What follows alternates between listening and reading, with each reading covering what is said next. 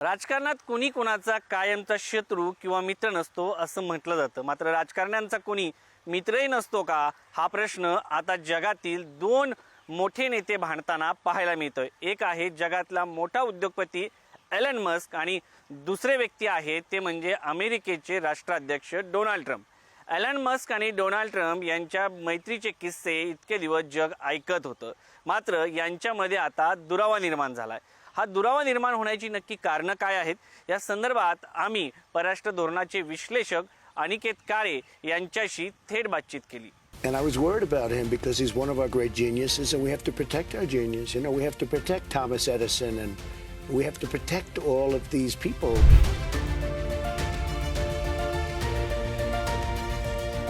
तो जीनियस आणि आपल्या जीनियसची काळजी आपल्यालाच घ्यायला हवी। अमेरिकेचे राष्ट्राध्यक्ष डोनाल्ड ट्रम्प यांनी एलॉन मस्क यांचं केलेलं हे कौतुक।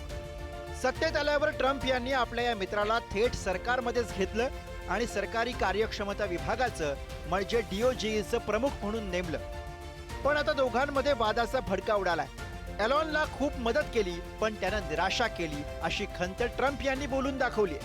I'm very disappointed in Elon. I've helped Elon a lot. He's not the first. People leave my administration and they love us.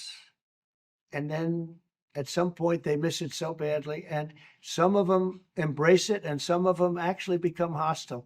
I don't know what it is. It's sort of Trump derangement syndrome. Trump यांच्या या फटकळ विधानानंतर Musk यांनी सुद्धा expose करून आपल्या x मित्राला टोले लगावले। माझ्याशिवाय Trump निवडणूक हरले असते आणि डेमोक्रॅट जिंकले असते।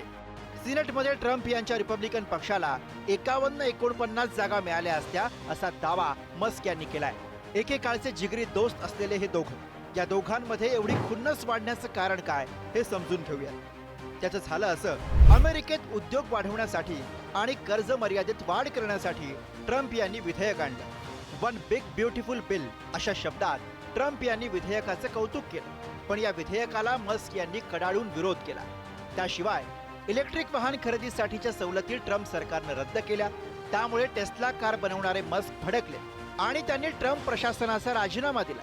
जेफ्री एपिस्टन हा अमेरिकेतला कुख्यात लैंगिक गुन्हेगार, त्याच्याशी संबंधित सीलबंद फाईल्समध्ये अनेक उच्चभ्रू व्यक्तींसोबत डोनाल्ड ट्रम्प यांचंही नाव होतं असा गंभीर आरोप मस्क यांनी केलाय। एवढ्या आरोपांच्या फैरी झाडून गप्प बसेल तो मस्क कसला? त्यानं ट्रम्प यांचे एपिस्टन सोबतचे व्हिडिओ सुद्धा शेअर केले। तसंच त्यानं त्याच्याच मालकीच्या एक्स या प्लॅटफॉर्मवर डोनाल्ड ट्रम्प यांच्यावर महाभियोग चालवावा का असा पोलही घेतला। अनेकांनी त्यावर हो असंही म्हटलं। त्यावर ट्रम्प पुन्हा चिडले। हा माझ्या विरोधात लोकांना भडकवतोय अशी त्यांनी त्याच एक्सवर पोस्ट केली। हा आरोप प्रत्यारोपांचा खेळ सोशल मीडियावर तुफान गाजतोय। #ट्रम्प वर्सेस मस्क हा हॅशटॅग तुफान ट्रेंडिंग झाला। मात्र हा पंगा मस्क यांना चांगलाच महाग पडला। टेस्लाचे शेअर्स एका दिवसात 14 ते 15% घसरले। टेस्लाची मार्केट व्हॅल्यू जवळपास $150 अब्ज कमी झाली। ट्रम्प आणि मस्क यांच्यातला हा राडा फक्त दोघांमधला राडा नाही, तर मस्क यांनी चीनमध्ये टेस्लाचा मोठा विस्तार केलाय। मेक अमेरिका ग्रेट अगेनच्या नादात असलेले ट्रम्प यांनी चीनी उत्पादनांवर मोठे आयात शुल्क लावण्याचं धोरण स्वीकारलं। या वादामुळे चीन अमेरिका संबंधांमध्ये तणाव वाढलाय। जागतिक राजकारणाचा हाही एक अँगल या सगळ्या संघर्षाला आहे। ट्रम्प विरुद्ध मस्क हा संघर्ष अजून संपलेला नाही। ट्रम्प यांचे विरोधक असलेले डेमोक्रॅट्स आणि सगळं जग सध्या तरी हा राडा गॅलरीत बसून बघतंय, पण याचा परिणाम जगाच्या बाजारावर पडल्याशिवाय राहणार नाही। त्यामुळे पुढे काय होतं त्यावर लक्ष ठेवून राहावं लागेल। निलेश पने, पुढारी न्यूज।